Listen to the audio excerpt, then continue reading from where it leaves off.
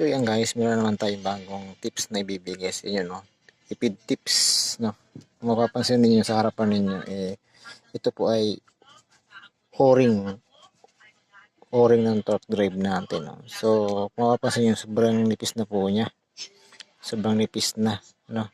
Siya ay gamit na almost magto 2 years na po siyang ginagamit. So ngayon ko siya napansin na meron na siyang lamat. May lamat na siya na dito nagapalitan, tapos napapansin ko rin dito sa akin torque drive nalabas na yung grasa, no.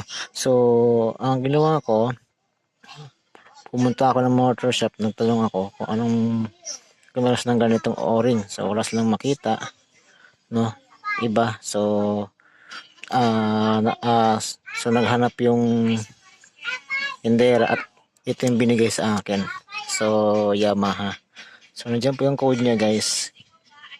Yung code niya. So yan ang hanapin yung code guys. So pagkos na bumili kayo nito, so 1 pieces po siya guys. Napakamahal po talaga ng branded, no. Nabili ko siya ng 130. So dalawa ang kailangan ko. So 260 ang nagastos ko ngayong araw na to. Kasi naglinis ako ng panggilid, naglinis ako ng torque drive, tapos nagregrasa. Mas nalinis po. Tapos palitan na ako nito. So yung oil seal ko naman okay pa naman yung oil seal ko, no. Goods na goods pa rin naman. Ang problema lang talaga itong o-ring, no. So nalabas na po to sa plato ng torque drive. So nakikita ko na po yung grasa doon minsan na lumalabas doon.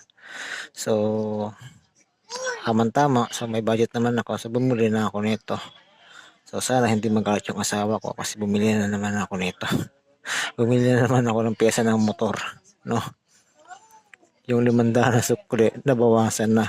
Bumili pa ako nito. Bumili pa ako ng gas. So panglinis ang gas. So nagtipid muna ako guys sa paglilinis. So gumamit muna ako ng gas. Linis ko yung CVT set ko. So okay na okay yung ayod ng bola. So walang gas-gas dahil sa modification na ginawa ko na naman doon para iwas sira ng bola. So yan guys, ito guys ang ating kulay itim po siya guys. Tapos kung makikita nyo guys, medyo konting gap lang naman siya guys, na maliit lang na siya, unti lang naman yung liit niya. Pero pag sinalpak mo doon guys, mas makapal yung o-ring na ganito sa Yamaha. Mas makapal yung o-ring niya, kulay itim, so mas makapal. So nung nilagay ko siya, nahirapan po ako magkabit ng seal niya yung bakal, kasi medyo makapal.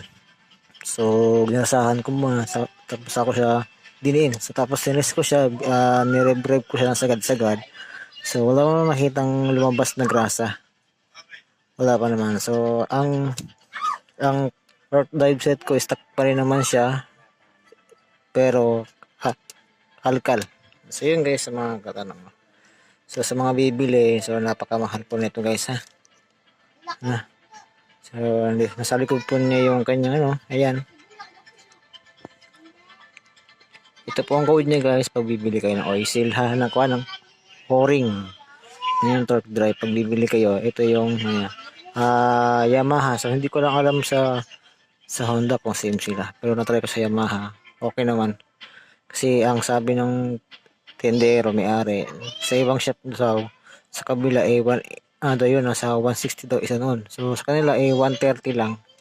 So bumili na ako kasi talagang kailangan kasi pag gusto na nilalagay ko yung takip niya, hindi na siya pumapasok agad siya, parang hindi siya hirap pumasok. Pagka diin mo, pasok agad. So sabihin malambot na yung goma niya, no. Sa magpo 2 years na gamit ko, ngayon pa ako nakapagpalit ng o-ring. So nandito po yung lamat niya guys, may lamat talaga siya, no. Either sa isa,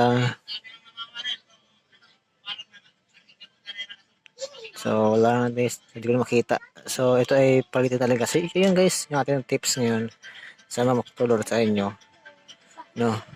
At sana dumami pa ating subscribers, at sana makatulong ulit ako. So yun na guys, ating video ngayon. So maraming salamat at sa ating lahat. God bless.